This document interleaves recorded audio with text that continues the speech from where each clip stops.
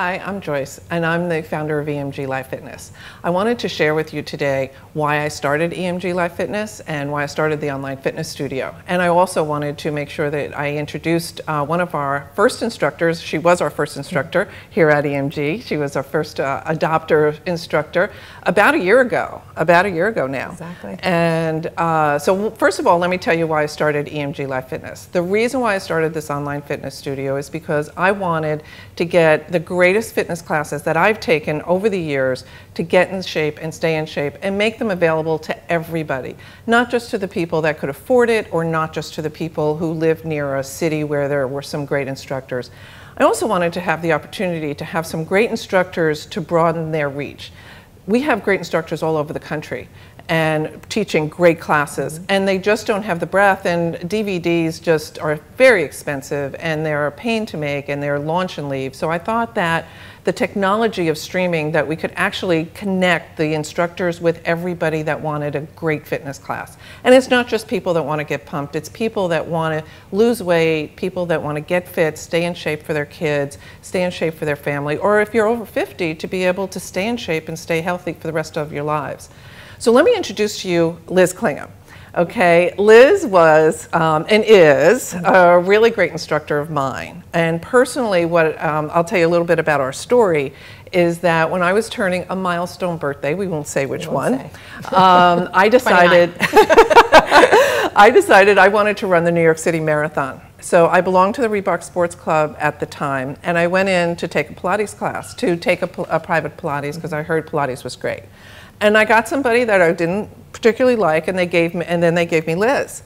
And I thought, well, maybe I'm just a tough person. But Liz was so great with me, and she helped me run that marathon without one injury. I did not have a knee injury, a hip injury, and I credit it all to Liz, because she helped me through that whole process. So when I decided to start this business, I got Liz, was my first call. When I got back from Seattle, Liz was my first call, because I do believe that she is inspirational, she's motivational, and she's somebody I aspire to, because she is fit, but she has a good balance of her life and her family and her business. So let me introduce Liz Clingham. Hello. Yes. So Liz, do me a favor and tell me a little bit about your history, about how you started in the fitness industry. I know you went to Rutgers, and then you met Chip there. So tell us a little bit about the evolution. Okay. It started a little bit before that. I have to say I have a brother who is built the same way, and he started working out. So being the younger sister, I joined a gym illegally when I was 16. They didn't let you join at that. My dad signed me up. And I had my pink spandex outfit, and I started working out and taking classes, and really I just started loving the classes, because it was the music and it was the camaraderie, and it was competitive without being competitive in a good way, just almost being competitive with yourself. So I did the classes, and then when I went to Rutgers, I started teaching in Laurie Gymnasium on Douglas, and I'd have like 70 girls really working out in boxer shorts and kids. I'm not going to mention the decade. And it was great. And I actually met my husband there. He came to one of my classes with another fraternity friend of his, and that's how we got connected. But it was just a great thing. I always taught classes, and it helped me balance my schoolwork and de-stress. And if I sweat once a day for an hour and had music going on at the same time, it was ideal for me. So I did go to school to be a phys ed teacher. That was also in the whole package of everything I was going to do. And when I graduated, I didn't get a full-time teaching job. I got a part-time phys ed job and started working at the spa at Glen. So with that, I started taking on more challenges at the spa, and eventually quit teaching and just started doing the management side of health clubs, teaching classes, training. I think I did every single job in a gym, and that became, my future. But always went back to, whatever job I had, whether it was at Reebok in the city or here, or we lived in Korea for a year. It always meant I had to be able to teach. Right. I'll take this full-time job in management, but you have to let me teach, and that's been like the one So tell me about your kids. All through this, you also had children. I now have a 9-year-old girl who's like my clone, and a son, Gavin, who's 7. And they're just getting like really active now, which is nice to see.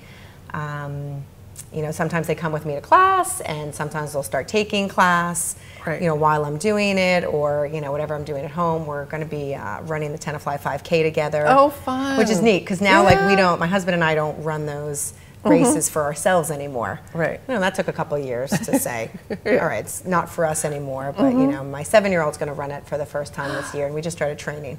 Oh, that is fun. You know, it's so super important cute. to have the family to be a role model to your kids. Because if you just leave and then they can't follow, see you. they do what you do. Yeah, they may And not they do what you wanna know. say. Right. They may not. You may not think they are, but they really are soaking it all in. You Yeah. know, they know what it is. They know that mom and dad work out. You know, they know mom works out for sure once a Right. day, where she is a cranky mom for sure. And dad pretty much does Right. too. So I want to switch subjects because we want to keep this fairly short. Is that one of the things you work with? Some of the sets of people you work with are the people that want to lose a great deal of weight. Let's say 50 pounds plus. Severely obese. So could you give our audience some advice on how they would get started? Because that's the biggest Right. part, is the journey and what is the first Absolutely. step. And with the online classes, they don't have to go to a gym. They can start out in the privacy of their own home. So tell them how they would start. I think what you would do is, you know, to choose any of the classes, you have to just know to modify it for yourself and not be afraid to modify it. You know, you really have to kind of just take, you know, put your ego aside and think that, you know, today maybe I'm just going to do 10 minutes of it. Or if it's like, I even say to new students for a spinning class, you know, here's a 50-minute class, do one song and then take a song off. Right. Do another song intense, and, you know, really just go through the motions. And even if you're just sitting there and pedaling, or if you're doing like my Bosu class on the ball, you don't have to do it on the Bosu. You can do it slower. You might want to mute the sound even, just to sort of follow, but not, you know, do it as intense, and just take little bits. Okay. And your heart rate's not going to get as high eventually, and you're going to be able to go longer, you know, so from 10 minutes, increase it to 30 to the hour. Do you think they should get a heart rate monitor to start so they can understand what their heart rate is? Or I think a heart rate monitor is helpful, but you have to want to use it. It doesn't work for everyone. My biggest suggestion is, you know, if you're on any of the machines at the gym, treadmill, bike, and they have those heart rate sensors, use the sensors and see what it feels like. And then just use your perceived exertion. I say that in class all the time. 1 out of 10, how do you feel? And I don't mean like looks. You know, we're all like, we're a 10. But you want to feel like you're exercising between 70 to say 85% of your maximum heart rate. Okay. And if you, on the machines, they have your age, and you just look at the colors. You don't have to figure anything out. Right. And just see what that feels like. Okay. You know, if you can talk, and, you know, not in long sentences like this, but if you can still talk, you know, you're going to at least be, you know, not up at that 90% range. Great, great. Well, Liz, we could talk all day. I know we could.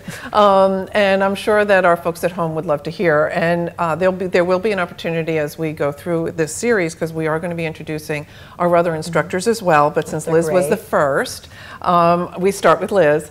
And I just wanted to thank you for, first of all, for being our first adopter. Thank you for contacting me first. So thank you, everybody.